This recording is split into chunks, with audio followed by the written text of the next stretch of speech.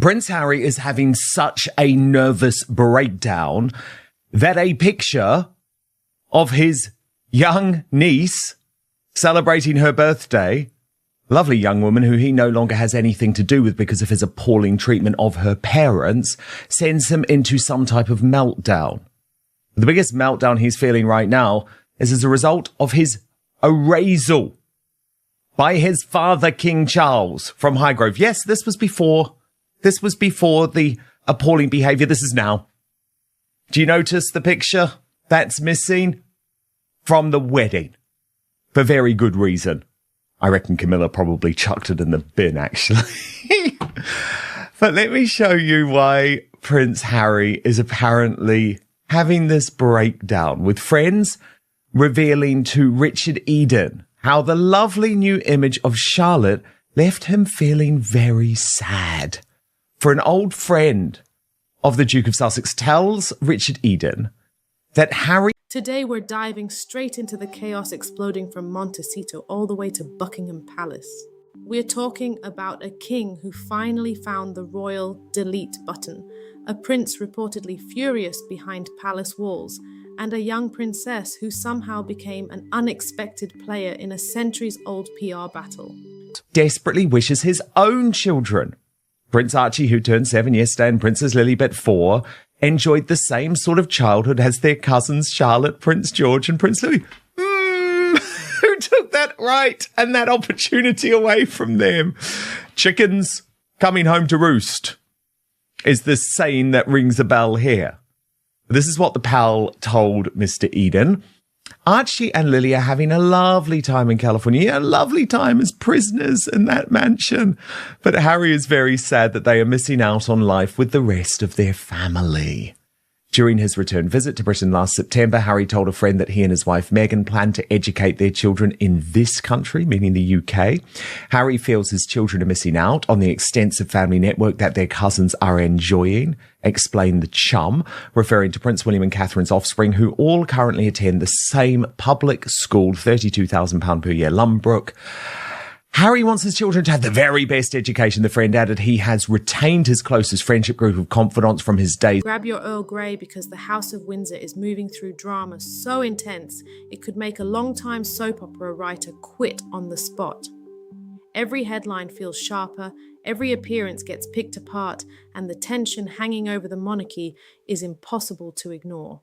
Quick favour before we keep going. If you're enjoying this breakdown, hit that subscribe button. Grove and Eton, he wants that for his own children. Now, again, there's a lot of propaganda being put out there. Can I just tell you, he hasn't maintained the friends and the confidants from his school days, because I know some of those guys and they find his behaviour truly reprehensible. They find the way that he treats the British royal family truly reprehensible. So can we please stop this propaganda that Harry is still in touch with all of these old mates? No. Most of them think that he is a scumbag and feel like the rest of the British public. The friend conceded that Harry might have a challenge selling his plan to Meghan. Oh yeah, no sugar, Sherlock, who is said to consider sending children to boarding school barbaric. Well, that is a dig. Can I just be clear about what's going on here? That is a dig at Prince William and Catherine, who are probably intending to send Prince George to a boarding school. And so now we have Meghan, who I think is anything but Mother of the Year, describing William and Catherine as barbaric. Sickening. This is also sickening and desperate. The pal went on, there is still some negotiation for Harry to have with Meghan. The king, however, is delighted. More than 92% of viewers still haven't subscribed. It's free, takes 2 seconds, and seriously helps the channel grow. Now back to the royal storm. Let's talk about King Charles III. For years, Charles built a reputation as the calm, patient royal who moved carefully and avoided reckless public battles. But no, he's not. Again, can we please stop this propaganda suggesting that in some way the king, who has now cut all contact with Harry, really gives a damn about his pie-in-the-sky plans. Actually, what he wants is Harry not causing trouble and not causing difficulty. And if he were to return to the United Kingdom, bring the children back to attend school here, guess what? That would immediately cause trouble and difficulties for the king. That comment, though, Richard Eden goes on, suggests that the Duke had mentioned his plans to educate his children in Britain to his father, who he met for tea at Clarence House last September. Given the ages of Archie and Lilibet, who were controversially given Queen Elizabeth II's family pet name, they are unlikely to be sent to boarding school across the Atlantic anytime soon. Meanwhile, their cousin Prince George is expected to start boarding school, probably Eton College, that's what I believe, in September. Now, as the Royal Grift put it, after having to put up with that, these royal reporters are the reason for a lot of this gaslighting. Are you effing kidding me? But lately, insiders around the palace claim he's handling things with a much colder strategy. Reports suggest the king is quietly removing Meghan Markle from the official royal storyline piece by piece. And this goes way beyond titles or headlines. People close to the palace describe it like a full reset, almost like trying to erase the smell of burnt toast from an entire house. With this bullshit, we are sick of these two. Let them sort it out privately. But here is how Richard Eden responded. Trouble brewing in Montecito. Friends of Prince Harry have revealed his one wish for Prince Archie and Princess Lilibet, but Meghan may need to be convinced. Prince Archie turned 7 this week, and his cousin, Princess Charlotte, celebrated her 11th birthday. And friends of Prince Harry have said how sad Harry is that his children do not have a relationship with their cousins or with the wider royal family network. I mean, P. Diner, royal YouTube sensation, by the way. Hello, welcome. Great to have you back on Outspoken. Sorry, I'm just so into this story. Yeah. You know, I actually agree with the royal grift on this. Like, what is Richard Eden trying to suggest here? What is he playing at? And actually, everyone needs to see through what this is. Total. Every door opened, every trace cleaned, every reminder slowly disappearing from the background. It's the ultimate royal ghosting, and it's happening with that icy level of British politeness that somehow cuts deeper than an outright argument.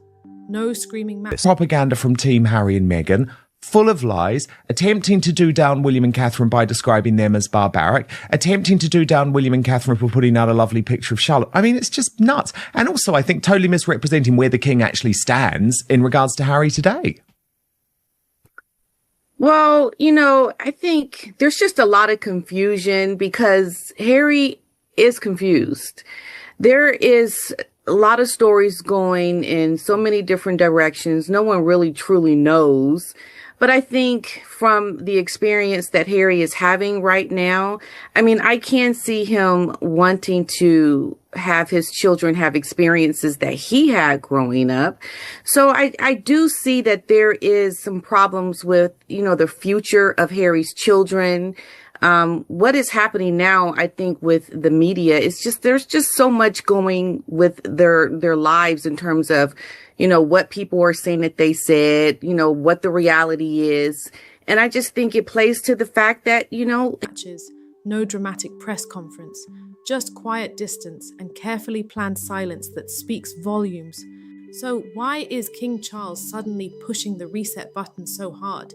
Palace insiders say he's focused on building a smaller, more traditional monarchy, a tighter royal brand, less chaos, fewer distractions, and a stronger focus on the core family.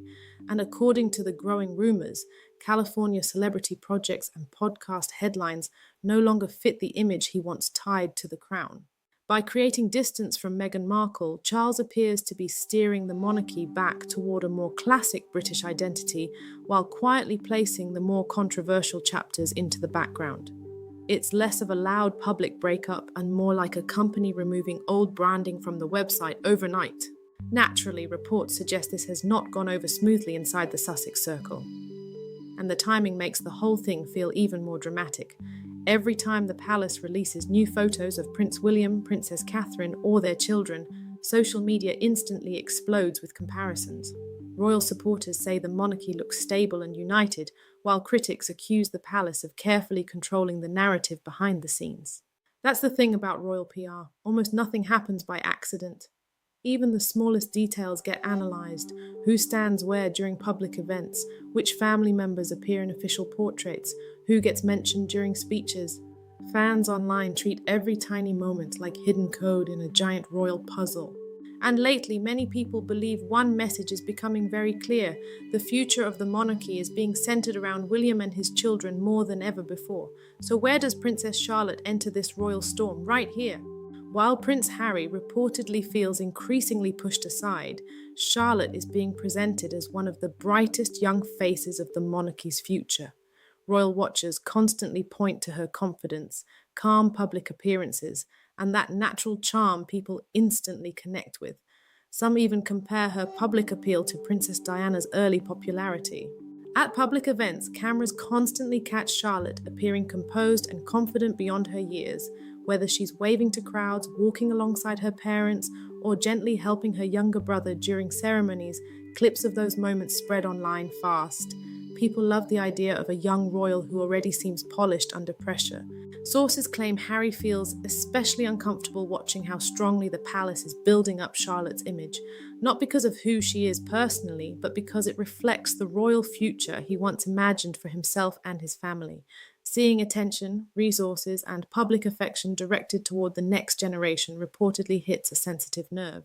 It's almost like leaving a job you once loved, only to watch the company replace you with someone younger, polished, and instantly adored by everyone in the office. The tension reportedly grew even stronger once it became clear Charlotte was being viewed as part of the monarchy's long-term stability plan. To Harry, according to commentators, that sends a loud message. The royal family can continue thriving without him or his children involved. Imagine walking away from a party thinking it was falling apart, then peeking through the window later and seeing the place packed, the music louder, and everybody acting like the night just started. For Harry, this frustration reportedly goes way beyond Charlotte herself. It's about legacy, relevance, and the fear of being erased from the bigger royal story in real time. And this is where things start getting especially cold. People aren't just talking about a few edited speeches or missing mentions. Critics claim references to Meghan's royal contributions have become harder and harder to spot in official conversations surrounding the monarchy. When King Charles speaks about the future of the Commonwealth or the modern royal family, the Sussex era can sometimes feel reduced to a short chapter instead of an ongoing role. Even royal documentaries and anniversary specials have started focusing heavily on the working royals still inside the institution.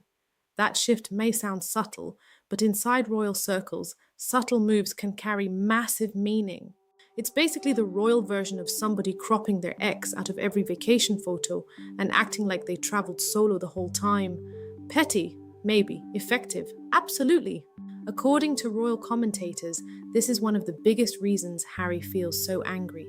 Choosing to step away from royal duties is one thing. Feeling like your entire role is being slowly wiped from history is something completely different. And Harry's situation gets even more complicated because public opinion keeps shifting back and forth. One week people sympathise with him and Meghan. The next week critics accuse them of keeping the royal drama alive for attention. The internet changes sides almost daily, and every interview or headline just adds more chaos to the fire. From the palace perspective, though, insiders say the relationship changed permanently once the interviews, memoirs, and media deals started rolling out. Trust reportedly shattered behind closed doors, and now both sides seem locked into a silent image war. King Charles also understands something extremely important. Public attention moves fast. If headlines stay focused on Prince William, Princess Catherine, and young royals like Charlotte, then older controversies slowly fade into the background. And psychologically, that may be the hardest part for Harry to process. For years, Harry was viewed as the relatable royal, the fun one, the rebellious one, the prince who connected easily with ordinary people. Crowds loved his humour, his military background, and the fact that he seemed less formal than the rest of the family. Back then, Harry's popularity was a huge asset to the monarchy. He brought energy and unpredictability into an institution often criticised for feeling stiff or outdated. He wasn't just another royal figure standing on a balcony waving politely. He felt real to a lot of people. But now, many royal fans see Charlotte stepping naturally into that spotlight with a calmness that feels effortlessly. Meanwhile, Harry's once powerful outsider image doesn't hit the same way it used to.